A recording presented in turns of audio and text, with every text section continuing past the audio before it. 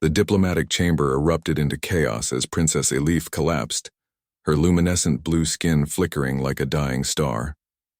Jack Matthews, humanity's junior ambassador to the Vorath Empire, dropped his datapad and rushed forward, his instincts overriding protocol.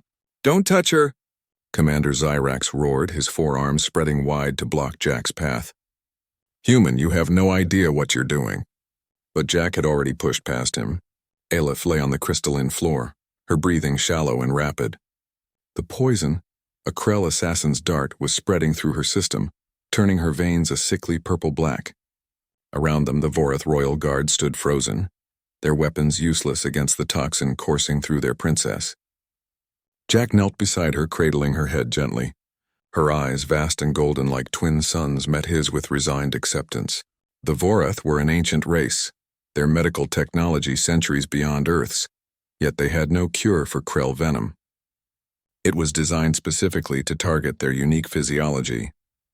"I'm sorry," Elif whispered, her voice like wind chimes in a storm. "The Alliance. Tell your people." "I tried." "Shh," Jack said softly, pulling her closer. "Don't talk. Save your strength." Emperor Thonzar pushed through the crowd, his massive frame trembling with rage and grief. "Remove him from my daughter," he commanded, but his voice cracked with desperation. Let her pass with dignity."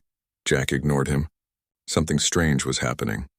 Where his skin touched Elif's, a warmth was building, not unpleasant but intense, like standing too close to a fire. His heart pounded in his chest, each beat seeming to synchronize with hers. The princess gasped, her body going rigid. Her family surged forward, thinking the end had come, but then they froze. The black veins weren't spreading anymore. They were receding. "What sorcery is this?" Empress Lyria breathed, her 6 eyes wide with shock. Jack felt it too, a pulling sensation as if something was being drawn from Elif's body into his own. His vision blurred and a sharp pain lanced through his chest. The poison. Somehow, impossibly, his body was absorbing it. Dr. Sharan, the royal physician, scrambled forward with her scanner, its lights dancing frantically. "Impossible," she muttered. "The toxin is...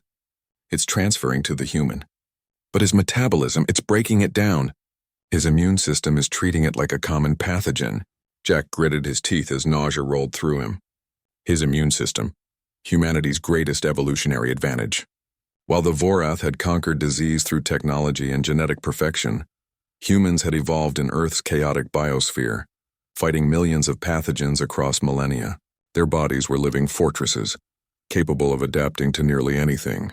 The Krell venom, lethal to the specialized Vorath, was to Jack's battle-hardened immune system just another invader to be destroyed. Elif's eyes widened as color returned to her skin, the blue luminescence growing brighter. She could feel it, the poison draining away, her strength returning. She stared at Jack, whose face had gone pale and sweaty, yet he held her tighter, refusing to let go. "You're killing yourself," she whispered. "To save me." "Not killing," Jack managed through clenched teeth. "Just really uncomfortable. Like the worst hangover. Times 1,000. A sound filled the chamber, laughter. The Emperor was laughing, tears streaming down his face. "Of course," he said, his voice filled with wonder. "Of course it would be a human. The species that survived ice ages and plagues, that climbed from the mud and reached for the stars. The species we almost dismissed as primitive."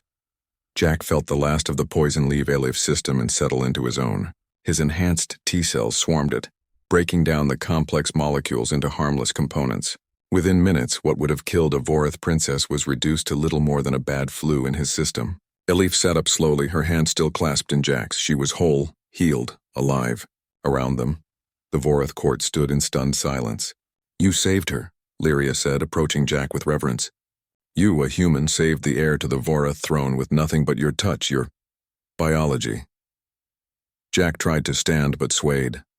Elif steadied him, reversing their positions. "Easy," she said softly. "You've just processed enough poison to kill 50 of my people." "Worth it," Jack mumbled, offering a weak smile. "The Alliance needed you. Humanity needed you." Emperor Thonzar approached, his massive hand coming to rest on Jack's shoulder with surprising gentleness. "We have lived for 10,000 years, he said quietly. "We have built empires among the stars, mastered the fundamental forces of the universe. Yet today we learned that we are fragile, and that humanity, young, chaotic, imperfect humanity, possesses a strength we never imagined. He turned to address the gathered court. Let it be known across the Empire, the alliance with Earth is no longer a political convenience. It is sealed in blood and survival. The humans are not our subordinates. They are our equals, perhaps more. Elif helped Jack to his feet, her golden eyes meeting his with newfound respect and something deeper. Gratitude, connection, wonder. My father is right, she said. We thought we were doing Earth a favor by offering alliance. We were wrong. You saved my life with nothing but your humanity.